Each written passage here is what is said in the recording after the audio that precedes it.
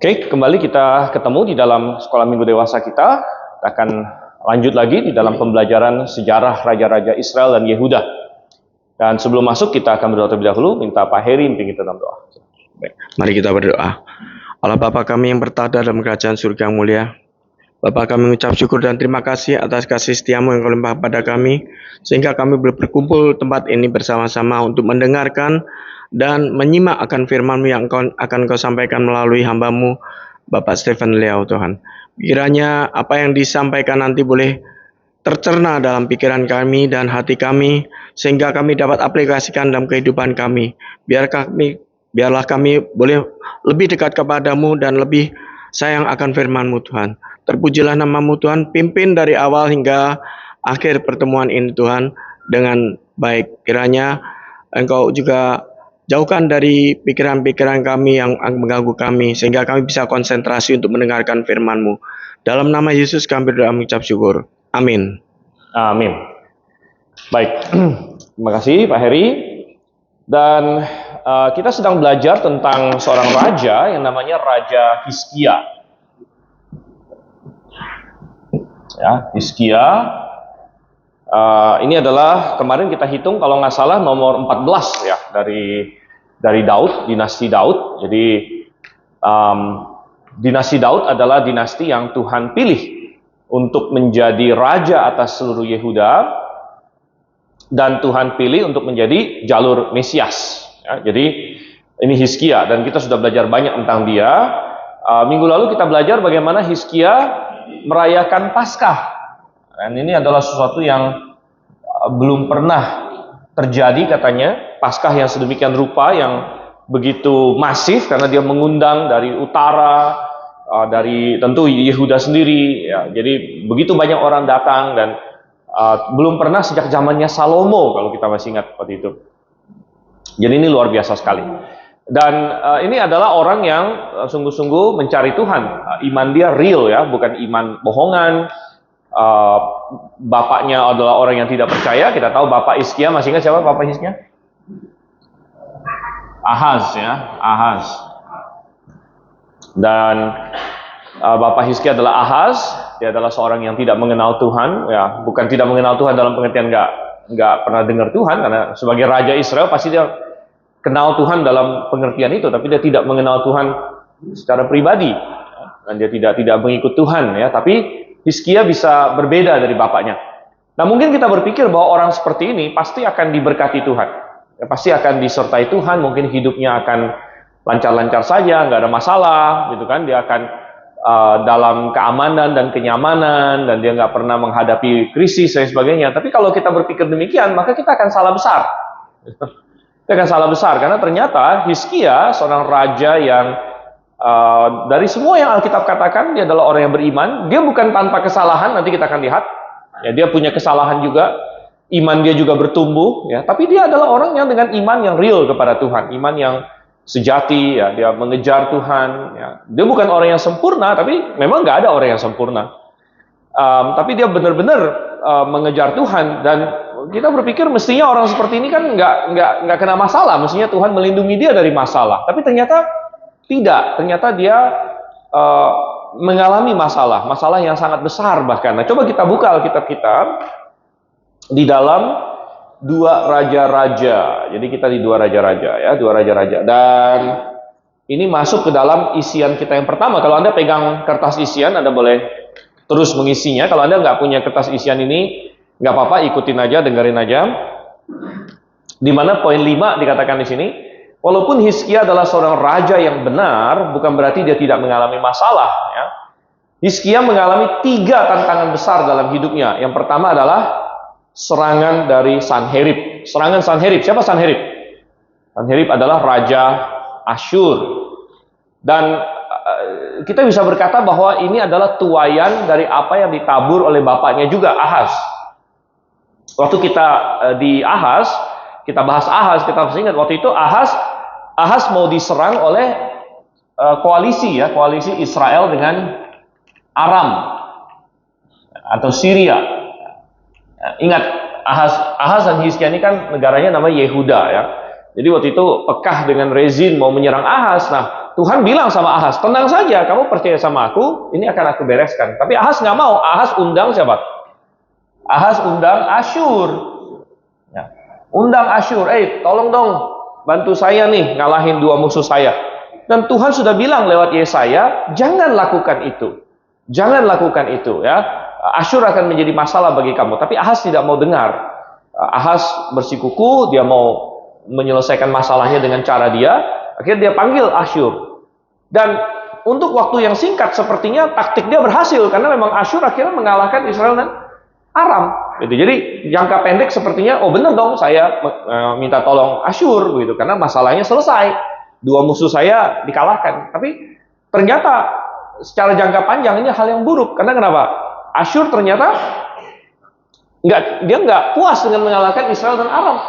Akhirnya dia turun ke selatan, dia menyerang Yehuda juga. Dan ini buahnya baru benar-benar matang di zaman anaknya Ahaz, yaitu Hizkia. Ya, dan akhirnya Asyur menyerang Yehuda di zaman Hizkia secara besar-besaran. Nah, coba kita lihat di 2 Raja-Raja tadi ya. 2 Raja-Raja pasalnya yang ke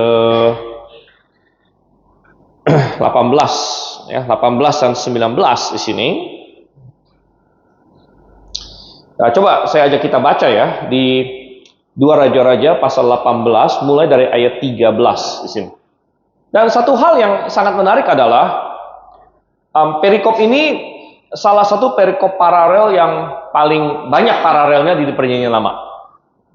Nah, seringkali kalau kita sudah belajar, waktu kita membahas Raja-Raja Yehuda, seringkali kita dapat paralel antara kitab Raja-Raja dengan kitab Tawarik, gitu kan? Tapi khusus untuk Hizkia, dia bukan hanya dikasih paralel 2, yaitu Raja-Raja dan Tawarik, bahkan dicatat juga di kitab Yesaya. Jadi insiden dia dengan Sanherib, dan kemudian insiden dia sakit nanti, dan utusan Babel, itu dicatat di 3 tempat oleh Tuhan.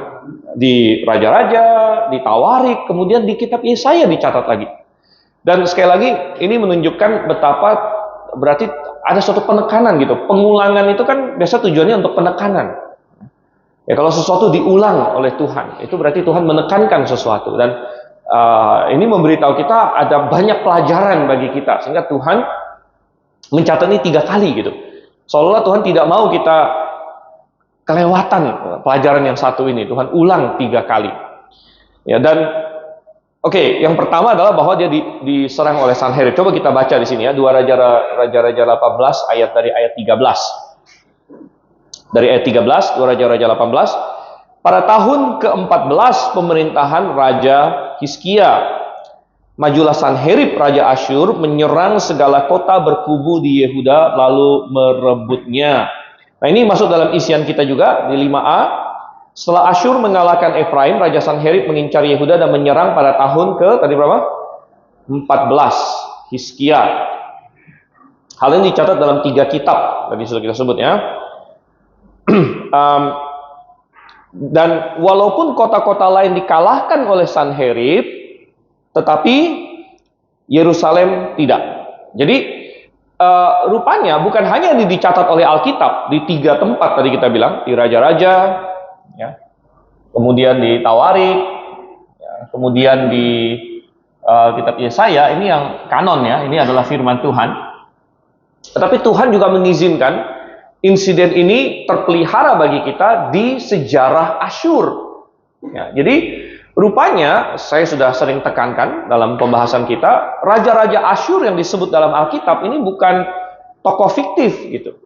Ini bukan kayak Batman, Superman ya, yang nggak ada gitu, atau apalah kalau anak muda zaman sekarang mungkin Naruto, Sasuke atau apa begitu kan, atau apalah, bukan ya. Ini adalah tokoh-tokoh yang nyata gitu. Dan ketika arkeologi mengecek di puing-puing yang ditemukan di dunia nyata ini, mereka menemukan sejarah raja-raja Asyur, dan Raja Sanherib ada di situ.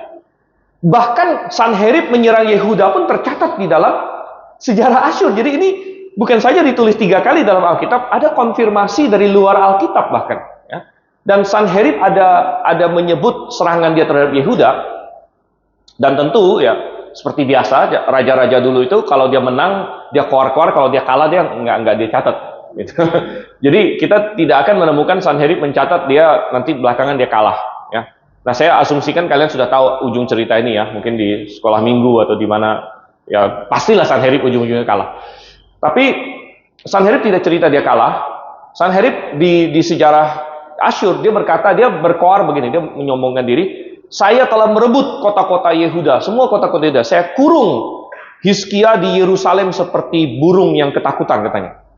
Nah, di tengah-tengah kesombongan dia, tetapi itu semacam pengakuan bahwa dia tidak berhasil mengalahkan Yerusalem, gitu ya. Walaupun dia berhasil mengalahkan kota-kota lain, dan ini persis seperti yang Alkitab katakan. Ya.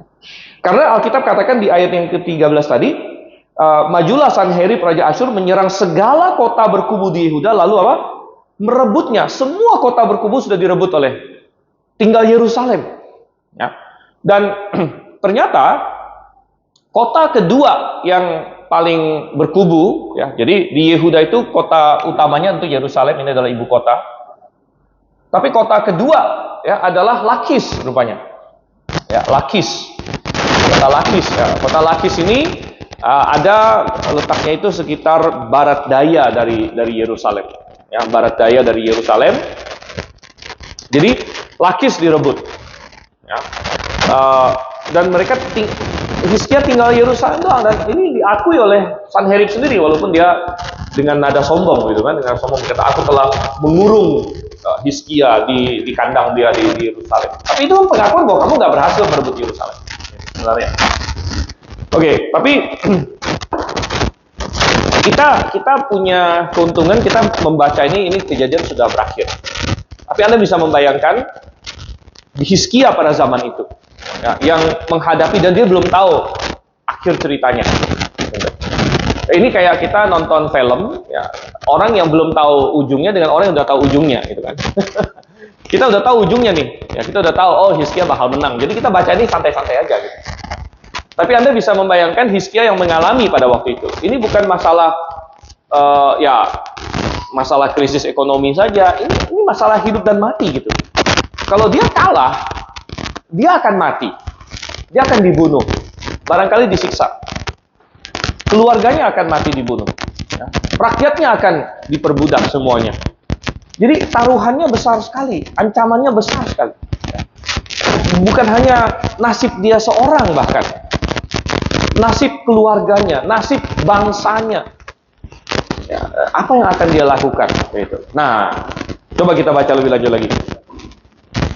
Di ayat yang ke-14 dikatakan di sini, ya masih di 2 Raja-Raja 18, Hizkia Raja Yehuda mengirim utusan kepada Raja Asyur di Lakis. Oke, jadi Lakis ya, tadi kita sebut Lakis di sini. Jadi Raja Asyur sudah berkubu di Lakis di sini dengan pesan, aku telah berbuat salah, undurlah dariku, apapun yang kubebankan kepadamu akan kupenuhi. Kemudian Raja Asyur membebankan kepada Hizkia Raja Yehuda 300 talenta perak dan 30 talenta emas. Hizkia memberikan seluruh perak yang terdapat dalam rumah Tuhan dan perbendaharaan istana raja. Pada waktu itu Hizkia mengerat emas dari pintu-pintu dan ambang-ambang pintu bait Tuhan yang telah dilapisi oleh Hizkia Raja Yehuda, yang memberikan semuanya kepada Raja Asyur. Oke. Nah, di sini kita melihat iman Hizkia boleh dibilang sedikit goyah di sini. Tapi ini sangat secara manusiawi sangat dimengerti gitu. Sangat dimengerti. Seluruh kota dia direbut. Mungkin tadinya Hizkia berpikir bahwa Tuhan akan menolong sehingga mereka bisa mengalahkan pasukan Asyur langsung. Tapi ternyata rencana Tuhan bukan seperti itu. Rencana Tuhan adalah Asyur dibiarkan mencaplok semua kota. Ya, semua kota. Sampai tinggal Yerusalem. Secara manusiawi itu sepertinya Tuhan nggak berbuat apa-apa. Sepertinya Tuhan diam saja.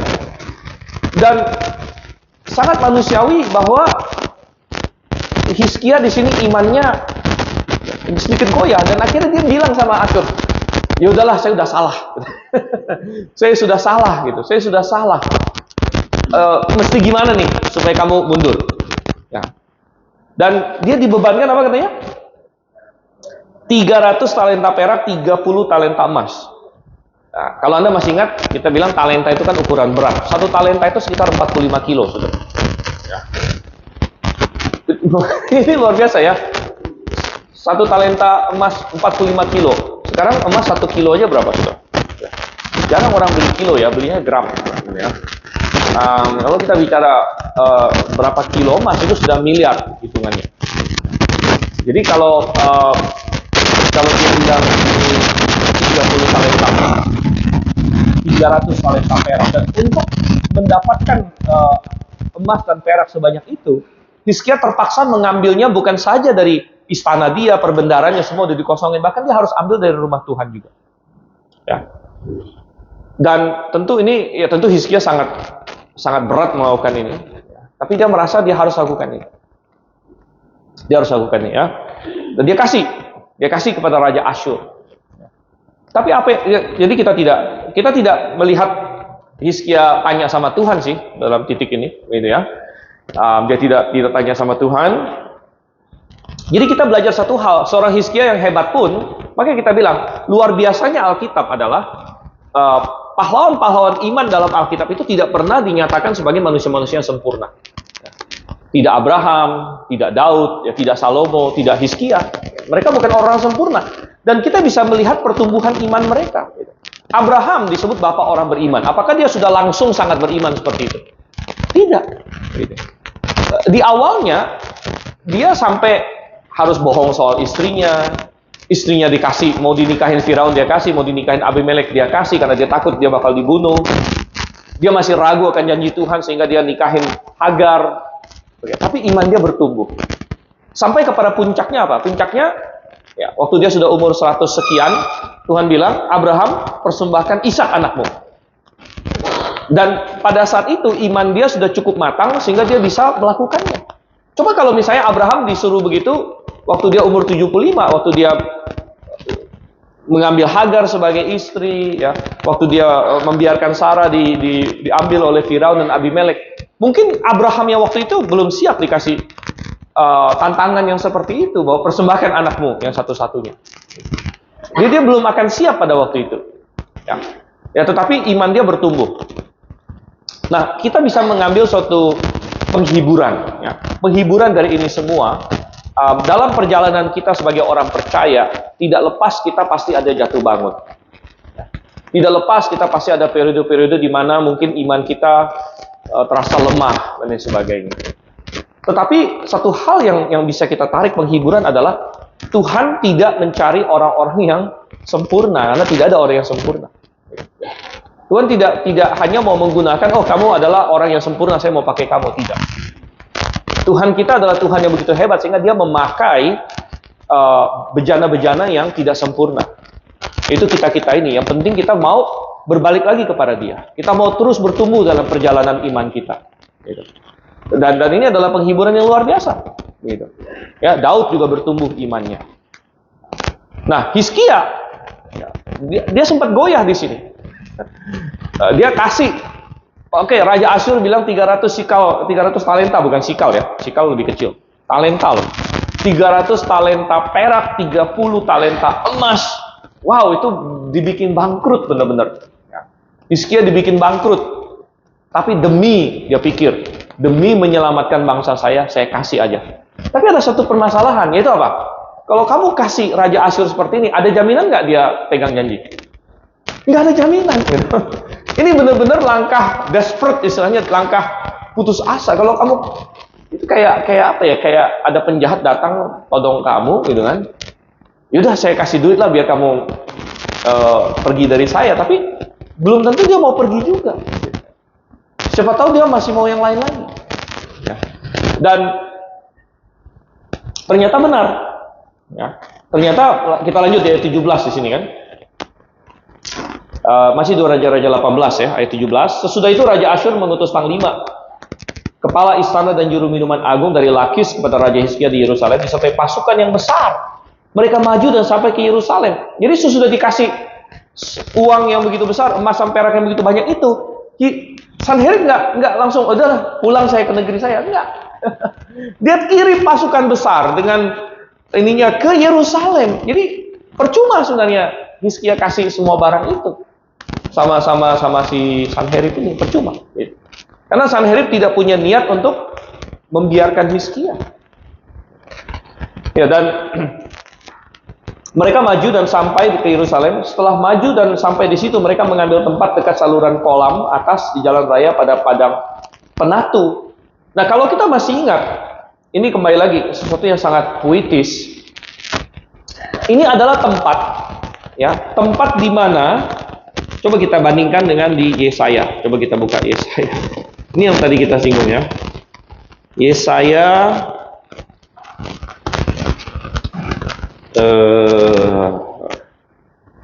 pasal 7, ya. Waktu di zaman bapaknya Hizkia, yaitu siapa tadi? Ahaz, ya. Di zaman bapaknya Hizkia, yaitu Ahaz, di mana Tuhan memperingatkan Ahaz jangan berkoalisi dengan Asyur. Itu lokasinya di mana? Perhatikan Yesaya 7 ayat 3. Yesaya 7 ayat 3. Berfirmanlah Tuhan kepada Yesaya, keluarlah menemui Ahaz, ini masih bapaknya Hizkia, engkau dan Syar-Yashub anakmu laki-laki ke apa? Ujung saluran kolam atas di jalan raya ke padang Penatu. Sama nggak dengan ini?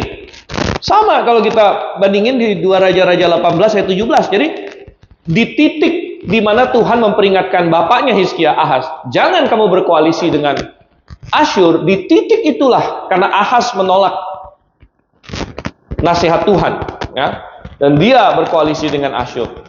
Di titik itu jugalah giliran anaknya Hizkia harus menemui delegasi dari Asyur yang menuntut mereka menyerah tanpa syarat. Ya. Mereka menuntut Hizkia menyerah tanpa syarat, membuka gerbang Yerusalem, membiarkan Asyur masuk, persis di tempat yang sama. Jadi sangat ironis gitu, sangat ironis bahwa apa yang Tuhan katakan akan terjadi benar-benar terjadi. Tapi kita bilang itu ini memang sesuatu yang benar gitu kan. Balik lagi ke 2 Raja 18 tadi ayat 17 ya. Jadi mereka ini sangat menarik. Jadi kadang-kadang kita baca satu ayat kan lewat aja. Kita nggak terlalu penting. Ini saya juga nggak tahu sih di mana sih saluran kolam atas jalan raya ke Padang Penatu kan. Kita udah nggak tahu di mana. Ini bukan jalan Danau Agung 2 gitu kan.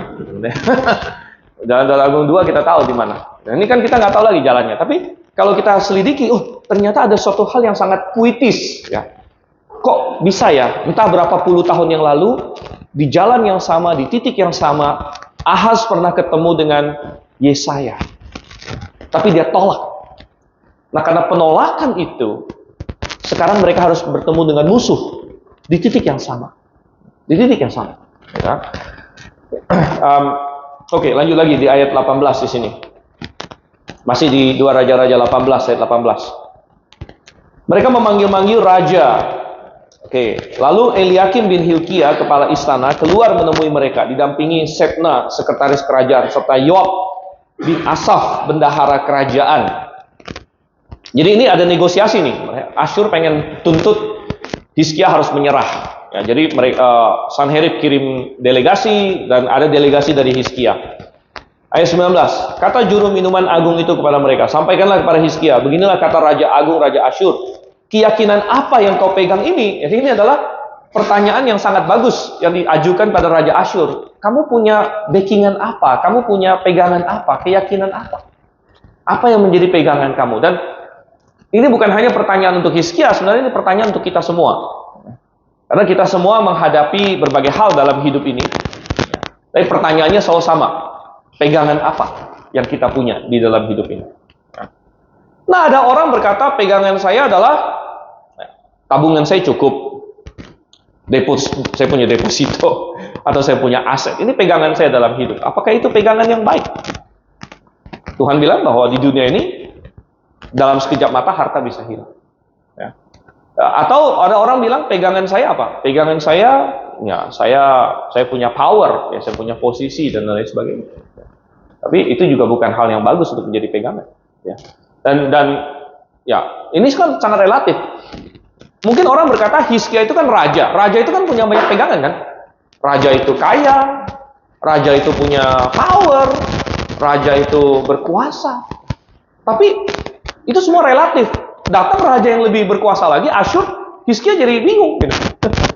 Dan dia bertanya, apa pegangan kamu? Apa pegangan kamu sekarang? Keyakinan apa yang kau pegang ini? Oke, ayat 20, kau kira ucapan bibir saja sudah merupakan siasat dan kekuatan untuk perang? Sekarang siapa yang kau andalkan? Juga pertanyaan bagus, siapa yang kau andalkan dalam hidup ini? Sehingga engkau memberontak terhadap aku. Wah, engkau mengandalkan Mesir, tongkat bambu yang patah itu, yang akan menusuk dan menembus tangan orang yang bertopang padanya. Begitulah keadaan Firaun, Raja Mesir, bagi semua yang mengandalkan dia. Nah, apa yang dikatakan oleh Raja Asyur ini setengah benar.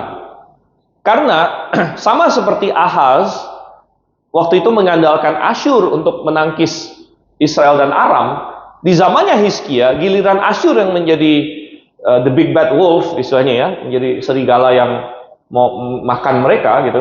Dan ada banyak di istana, banyak pejabat Hizkia yang mengusulkan kita harus berkoalisi dengan Mesir. Gitu. Jadi apa yang dikatakan oleh Asyur itu setengah benar, artinya ada banyak pihak di Yehuda yang mendorong Hizkia, ayo kita koalisi dengan Mesir saja, gitu ya. Karena memang secara geografis, ya kalau kita masih ingat ya, geografinya ini sudah sering kita gambarkan, ya Timur Tengah kira-kira seperti ini, dan ya katakanlah ini Yehuda, ini Israel. Waktu itu kerajaannya terpecah dua, Yerusalem di sini, Lakis kira-kira di sini, ya. Lakis, Samaria. Dan zaman Hizkia, Israel sudah dibuang. Nah, di sini ada Syria, Aram, Syria, ya. Dan Asyur ada di sebelah sini. Asyur ada di sebelah sini ya, sungai Asyur ada di sini. Dan karena di sini ada padang gurun, biasanya kalau pasukan besar itu nggak bisa begini. Tapi dia harus lewat utara. Dia harus lewat utara. Asyur menyerang lewat utara. Makanya Asyur serang pertama Aram dulu. Aram, Israel. Sudah dua ini dikalahkan. Sikat selanjutnya Yehuda. Nah, Yehuda mau minta tolong siapa lagi? Nah, ada Mesir di selatan di sini. Ya, Mesir. Mesir di selatan. Ya, dan suatu godaan yang besar adalah, ya udah kalau gitu kita mengandalkan Mesir. Ya, karena Mesir juga negara yang cukup kuat pada waktu itu. Ya. Ayo kita andalkan Mesir untuk lawan di sini. Ya, tetapi Tuhan tidak mau. Sama seperti di zaman Ahaz Tuhan tidak mau mereka mengandalkan Asyur, di zaman Hizkia Tuhan tidak mau mereka mengandalkan Mesir. Ya, dan mereka harus mengandalkan Tuhan di sini. Tapi apa yang diledek oleh Raja Asyur ini, dia tahu Raja Asyur punya mata-mata bahwa ada banyak pejabat Hizkia yang pengen ya, mereka berkoalisi dengan Mesir. Oke, jadi dia bilang di ayat 27 situ kan, wah engkau mengandalkan Mesir, tongkat bambu yang patah itu, yang akan menusuk. Ya, jadi itu dia gambarkan kamu mau menopang kalau orang bawa tombak, bawa tongkat kan gitu kan, orang yang udah naik gunung, naik tongkat, tapi jangan sampai sininya tajam dong, sininya tajam kan bahaya gitu. Tongkat bambu yang patah itu yang akan menusuk dan menembus tangan orang yang bertopang padanya. Begitulah keadaan Firaun Raja Mesir bagi semua yang mengandalkan dia. Dan apa yang dikatakan di ayat 27 ini memang benar gitu. Memang benar, itu kebenaran. Atau mungkin kau berkata kepadaku, kami mengandalkan Tuhan. Nah, oke, sekarang dia mulai salah di sini. Di mana dia mulai menyerang Tuhannya Israel. Kami mengandalkan Tuhan Allah kami. Bukankah dia itu yang tempat-tempat pemujaannya dan mezbah-mezbahnya telah disingkirkan oleh Hizkia? Bukankah ia berkata kepada Yehuda dan Yerusalem, di depan mezbah yang di Yerusalem, inilah kamu harus sujud menyembah. Nah, di sini Raja Asyur ketahuan bahwa dia punya informan, dia punya mata-mata, dia punya informasi dari dalam Yehuda sendiri, sehingga dia tahu apa yang terjadi. Tapi dia tidak mengerti teologinya Hizkia. Jadi dia nggak paham sama sekali. Dia nggak paham sama sekali. Dia mendapatkan informasi bahwa Hizkia menghilangkan tempat-tempat pemujaan yang ada di bukit-bukit dan lain sebagainya. Dan padahal tempat-tempat pemujaan itu sebagiannya ya untuk Tuhan juga sebenarnya, untuk Yehovah gitu. Sehingga ketika Hizkia menghilangkan tempat-tempat pemujaan itu, Raja Asyur ini nggak paham teologi Israel, teologi Yehuda gitu ya. Dia anggap itu berarti Hizkia dianggap Hizkia itu menentang Tuhan karena mesbah Tuhan dihilangkan gitu oleh Hizkia. Tapi sebenarnya yang Hizkia lakukan itu justru adalah sesuatu yang sesuai dengan firman Tuhan. Ya, kenapa? Karena Tuhan tidak mau ada banyak mesbah. Tuhan mau hanya ada satu mesbah saja, yaitu di Yerusalem. Pada waktu itu penyembahan itu sentralisasi. Ya. Dan Tuhan bilang di Ulangan, coba kita buka Ulangan, ya, ini masih ingat ya. Ulangan pasalnya yang ke 12, kalau saya nggak salah. Ya, benar.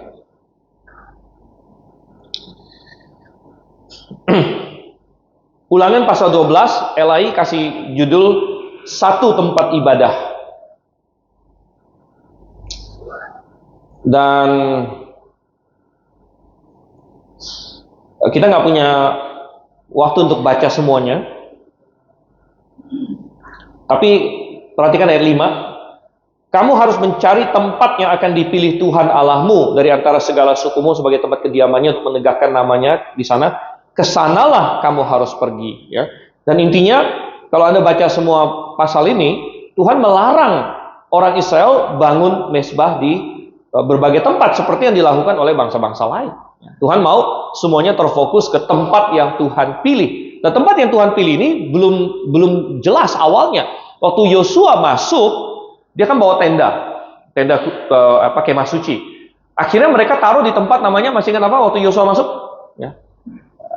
Tempat namanya Silo, masih ingat itu. Ya. Akhirnya mereka taruh kemah suci di Silo sampai Silo dihancurkan. Ya, Tuhan izinkan Silo dihancurkan. Ya. Itu di zamannya Samuel lah. Ya, zamannya Samuel, masih ingat tabut Tuhan direbut oleh Israel. Akhirnya Silo dihancurkan. Nah, Silo dihancurkan, orang Israel untuk sementara agak bingung, mereka mau menyembah di mana, kan ada satu tempat yang akan Tuhan pilih, tempat mana itu? Nah, bingung, di zaman Saul bingung, sampai akhirnya Daud menangkan Yerusalem, akhirnya Yerusalem lah tempat Tuhan memilih. Di sana nama dia ada, dan Salomo bangun bait suci di sana. Jadi Hizkia sudah berlaku benar, dia musnahkan semua mesbah-mesbah yang lain, tapi Asyur nggak paham akan hal ini. Dia pikir Hizkia berarti sudah istilahnya udah nggak bener nih, udah pasti dikutuk sama Tuhan gitu, karena dia kan menentangnya. Coba kita balik lagi ke 2 Raja-Raja 18 di sini ya. Jadi kadang-kadang kalau orang yang nggak ngerti teologi Kristen, ya dia juga bisa melihat kita ini aneh gitu. Apalagi nggak ngerti Alkitab, gitu kan? Kadang-kadang ada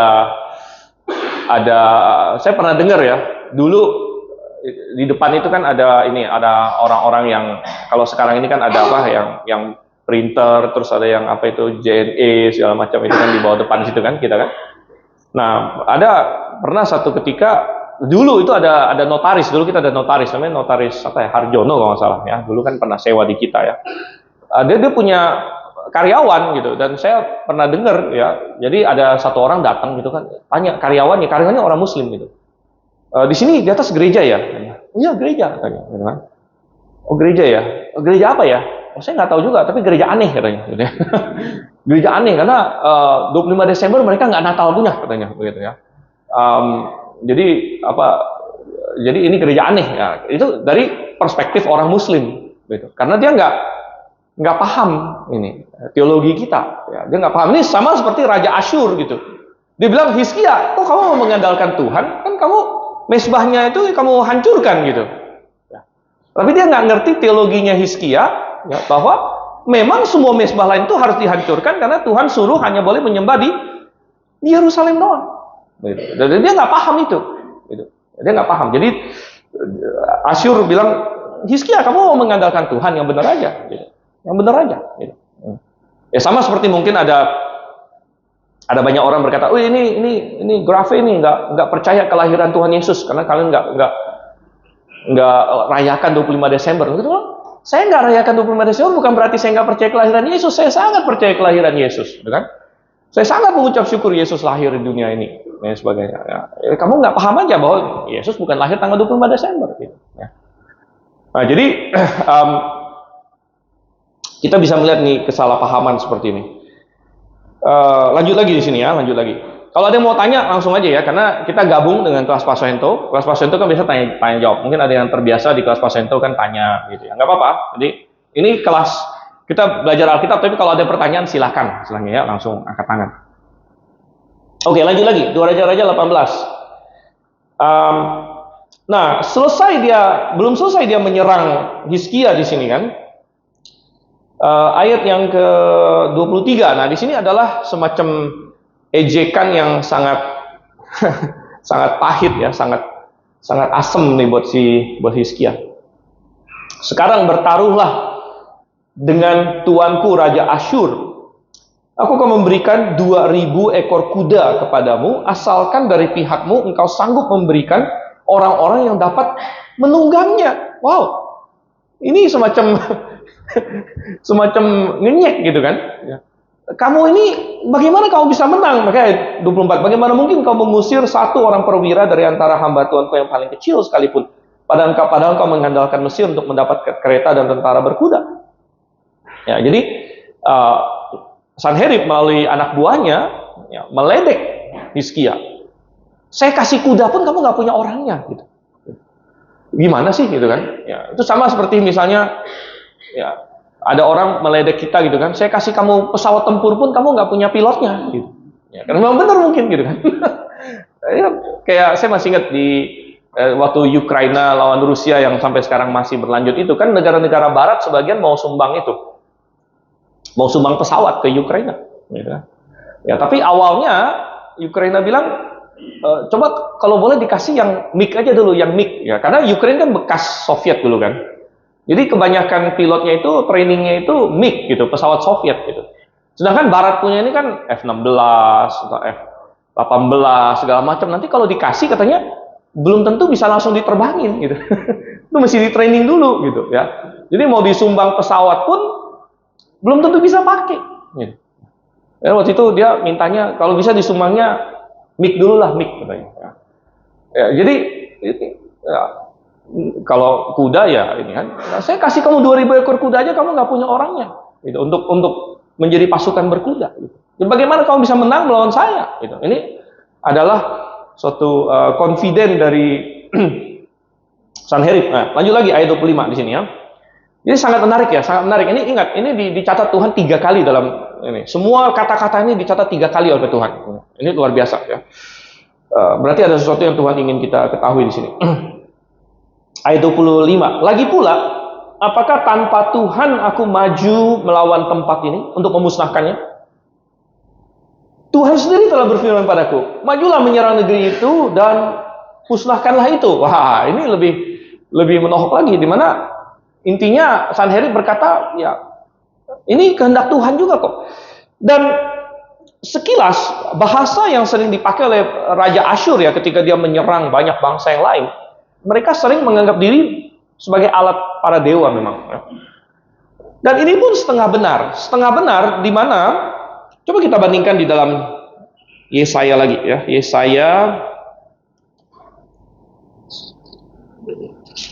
Yesaya pasal 10 coba kita lihat di sini ya.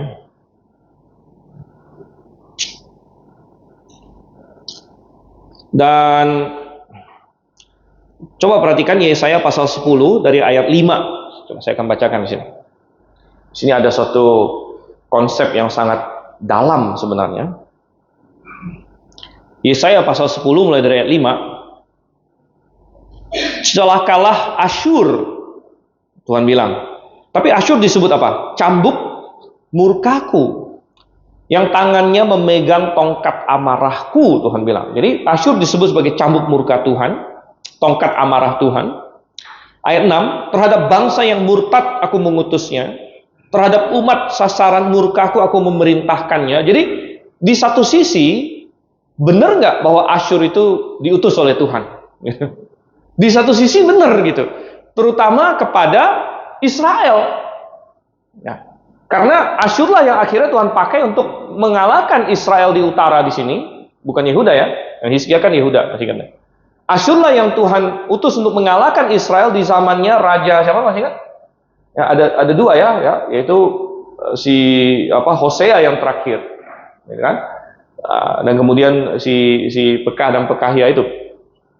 Jadi Asyur adalah tongkat amarah Tuhan. Tuhan yang suruh dia untuk mengalahkan Israel di sini. Jadi ketika Asyur bilang Tuhan menyuruh aku, setengah benar. Setengah benar di sini. Lanjut lagi di sini ya. Ayat 6. Terhadap bangsa yang murtad aku mengutusnya. Terhadap umat sasaran murkaku aku memerintahkannya untuk melakukan perampasan dan penjarahan dan untuk menginjak mereka seperti lumpur di jalan. Namun dia sendiri tidak bermaksud demikian dan rancangan hatinya tidak demikian, sebab niat hatinya ialah memunahkan dan melenyapkan tidak sedikit bangsa-bangsa. Ia berkata, bukankah panglima-panglima itu raja-raja semua? Bukankah Kalno dihancurkan seperti Karkemis, Hamat seperti Arpad, atau Samaria seperti Damsyik? Jadi ketika dia menyebut Samaria dan Damsyik, nah kalau kita nggak tahu ininya ya, nama-nama ini adalah nama-nama kota-kota ya, Kalno, Karkemis, dan sebagainya. Jadi itu memperlihatkan perjalanan Raja Asyur gitu ya. Ada Kalno, Karkemis itu di dekat Sungai Efrat.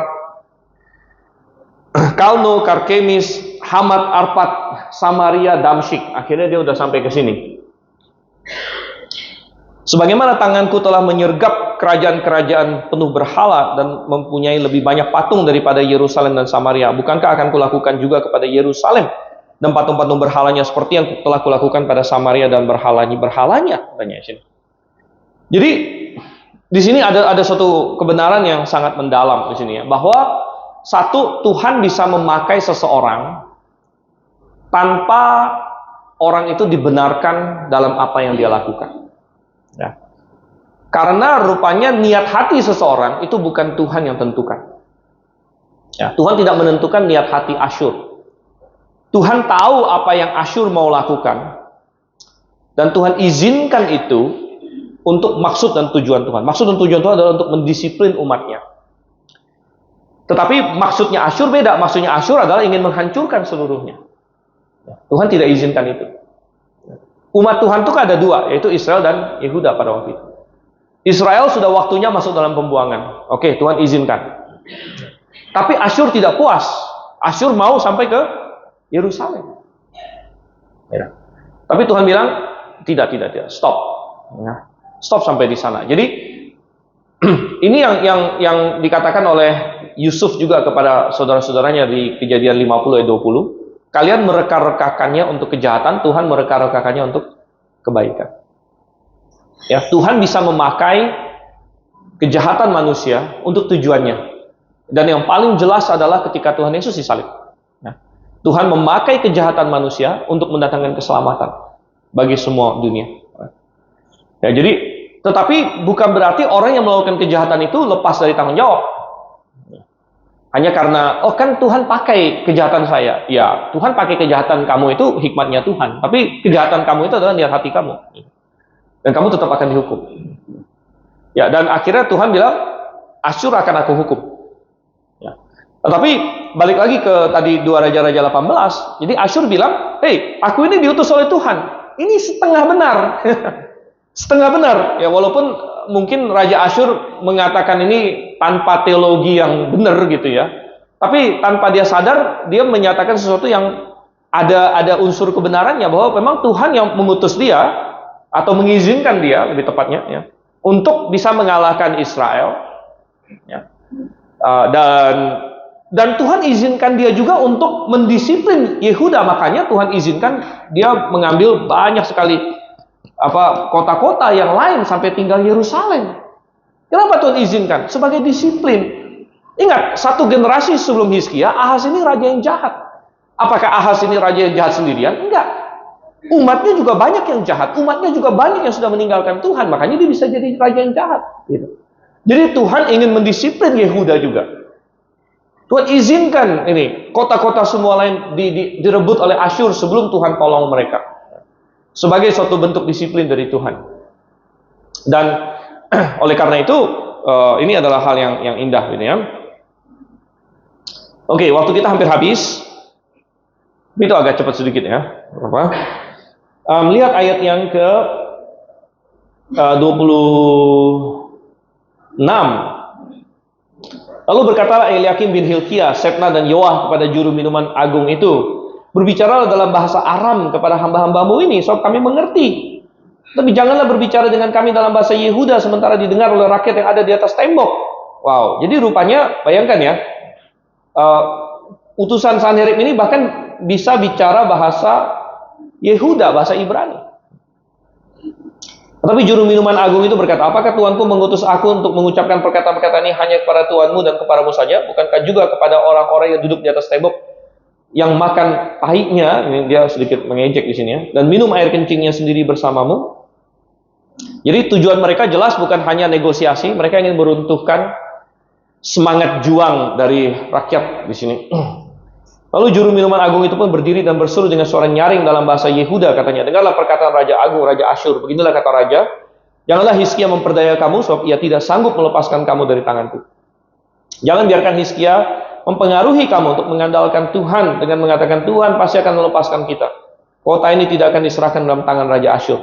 Jangan dengarkan Hizkia, sebab beginilah kata Raja Asyur, adakanlah perjanjian damai dengan aku dan keluarlah menemui aku. Maka setiap orang dari antara kamu akan makan dari pokok anggurnya dan pohon aranya serta minum dari sumurnya. Jadi dia memberikan suatu gambaran yang indah. Kalau kamu menyerah kepada Asyur, wah bakal indah seperti ini. Walau sebenarnya dalam realitanya tentu tidak indah. Sampai aku datang dan membawa kamu ke suatu negeri yang seperti negerimu. Jadi tetap kalau mereka menyerah, mereka tetap akan dibuang. Negeri yang memiliki, cuman dia kasih dalam bahasa yang cakep aja gini ya. Negeri yang memiliki gandum dan air anggur, yang memiliki kebun anggur dan roti, yang memiliki pohon zaitun, minyak dan madu, sehingga kamu hidup dan tidak mati. Jadi intinya, kamu mau mati nggak? Gitu kan? Saya menawarkan kamu hidup nih. Jangan dengarkan Hizkia, sebab ia membujuk kamu dengan mengatakan Tuhan akan melepaskan kita. Pernahkah para ilah bangsa-bangsa melepaskan negerinya masing-masing dari tangan Raja Asyur? Di manakah para ilah negeri Hamat dan Arpad? Di mana para ilah negeri Sefarwaim, Hena dan Iwa? Apakah mereka telah melepaskan Samaria dari tanganku? Siapakah di antara semua ilah negeri-negeri itu yang telah melepaskan negeri mereka dari tanganku, sehingga Tuhan sanggup melepaskan Yerusalem dari tanganku? Akan tapi rakyat diam dan tidak menjawab dia sepatah kata pun, sebab ada perintah raja bunyinya, jangan kamu menjawab dia. Kemudian pergilah Eliakim bin Hilkiah, kepala istana, dan Sebna, sekretaris kerajaan, dan Yoah bin Asaf, bendahara kerajaan, menghadap Hizkia dengan pakaian dikoyak, lalu memberitahukan kepada raja perkataan juru minuman agung itu. Ya, jadi kesalahan terbesar dari para utusan Sanherib di sini adalah terakhir mereka menyerang Tuhan itu sendiri. Mereka menyerang Tuhan. Mereka membandingkan Tuhan dengan berhala-berhala yang sudah mereka kalahkan dalam sepanjang perjalanan mereka. Dan mereka bilang, ya kalau berhala-berhala ini saja tidak bisa lepaskan, mengapa kalian yakin bahwa Tuhan bisa melepaskan? Yehova bisa melepaskan. Dan ini suatu kesalahan fatal. Ini kesalahan fatal di mana mereka menantang Tuhan di sini. Ya, dan ya akhirnya kita akan lihat apa yang terjadi. Ya mungkin minggu depan. Minggu depan saya nggak di sini. Minggu depan Pak Sento yang di sini. Saya akan keluar kota ya. Jadi 2 minggu lagi kita akan lihat apa responnya, karena utusan-utusan Hizkia semua merobek pakaian mereka dan suatu tekanan yang sangat besar ya tentunya bagi mereka. Oke, kita akan tutup dalam doa. Kalau tidak ada pertanyaan, sebelum kita bergabung dengan jemaat yang lain, mari kita berdoa. Bapa di surga, kami mengucap syukur kasih setiamu besar bagi kami. Tuhan tolong kami belajar dari Hizkia. Engkau mencatatkannya, Engkau mau kami belajar, dan ada banyak hal yang relevan bagi kami Tuhan, karena walaupun yang kami hadapi hari ini bukanlah Sanherib, bukanlah Asyur, namun tidak kalah Tuhan.